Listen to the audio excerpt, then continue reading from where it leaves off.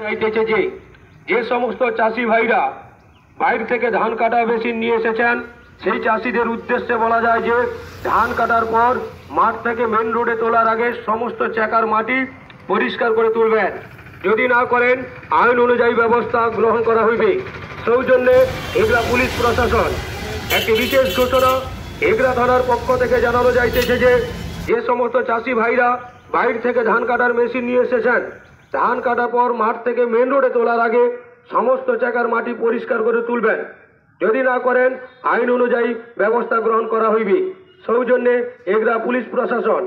চাইতেছে যে যে সমস্ত চাষি ভাইরা বাইরে থেকে ধান কাটা মেশিন নিয়ে এসেছেন সেই চাষিদের উদ্দেশ্যে বলা যায় যে ধান কাটার পর মাঠ থেকে মেন রোডে তোলার আগে সমস্ত চাকার মাটি পরিষ্কার করে তুলবেন।